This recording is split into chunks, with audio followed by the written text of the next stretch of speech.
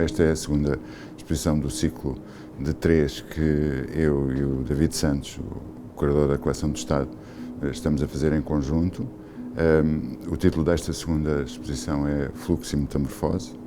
Haverá ainda uma terceira exposição também, feita em conjunto, e que de alguma maneira pretende sublinhar aquilo que há de mais interessante na coleção ex-BPN, agora a Coleção do Estado, e que estará depositada em Coimbra pelo menos durante 25 anos, e que foi simultaneamente também a grande motivação para a criação do Centro de Arte Contemporânea de Coimbra pela Câmara Municipal de Coimbra, não é? Neste sítio onde nos encontramos. O que eu e o David Santos estamos a fazer é, de certo modo, tentar encontrar uma identidade para esta coleção. O que nós achamos é que a coleção foi feita sem uma intencionalidade colecionista, como muitas outras, e, portanto, aquilo que, enfim, poderia ser até um problema à partida, passa a ser um desafio, não é?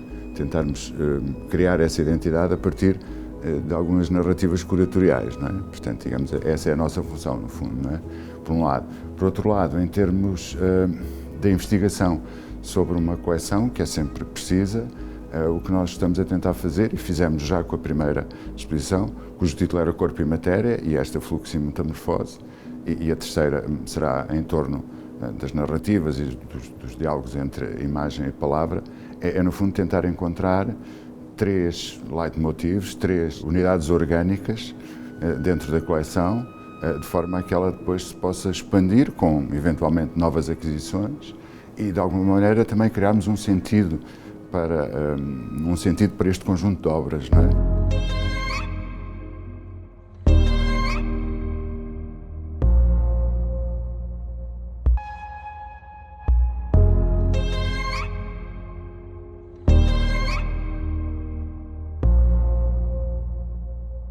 A natureza arquitetónica do próprio edifício implica também, do ponto de vista curatorial, um percurso, o pensamento de um percurso. E, portanto, esta como as outras exposições foram pensadas para um percurso ascendente. E, portanto, este primeiro piso foi pensado para, no fundo, enunciar de forma intensa e com uma envergadura cromática e temática muito sublinhada a partir da ideia do abstracionismo. Temos obras, desde logo aqui, Art and Language, ou, por exemplo, Jason Martin, um artista britânico que vive entre Londres e Portugal, a Comporta, tem um estúdio cá em Portugal. Até Francisco Laranjo, com 2 obras também muito interessantes, e depois no centro a intensidade cromática e o jogo de brilhos e de cores e de tonalidades explode com esta obra do Peter Zimmermann.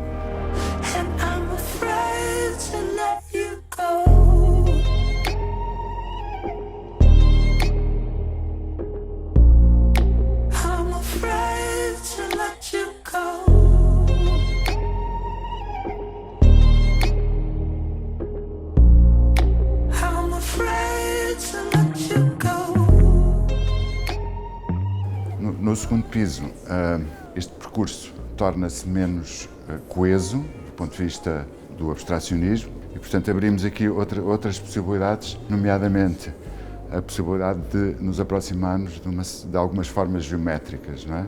E, portanto, começamos com Manuel Casimiro, Eduardo Neri e Carlos Calvé, que são 3 representantes destas matérias mais geométricas, em alguns casos que se aproximam inclusivamente da figuração.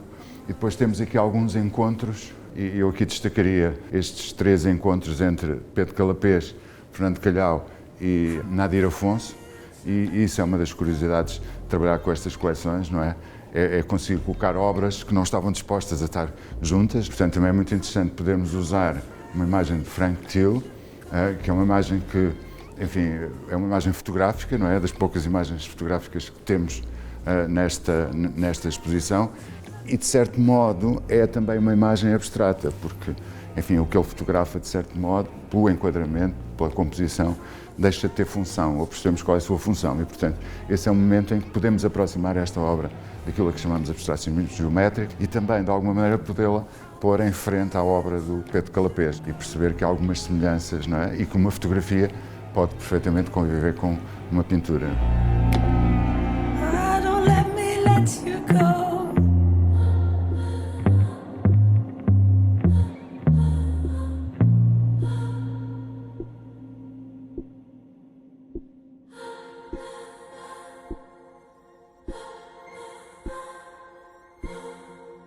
Nós começamos na primeira sala de uma forma muito intensa e com uma envergadura cromática muito forte. Portanto, passamos para a segunda sala e vamos atenuando e introduzindo de forma mais intensa as obras mais próximas do abstracionismo geométrico e depois chegamos à terceira sala, que é uma sala também com mais luz natural, não é? E, portanto, tentamos fazer uma síntese de toda a exposição. E, portanto, organizámos esta primeira parede como quase um cabinet de curiosité, enfim, uma organização também, um layout muito próximo daquele que podemos ter em casa, não é?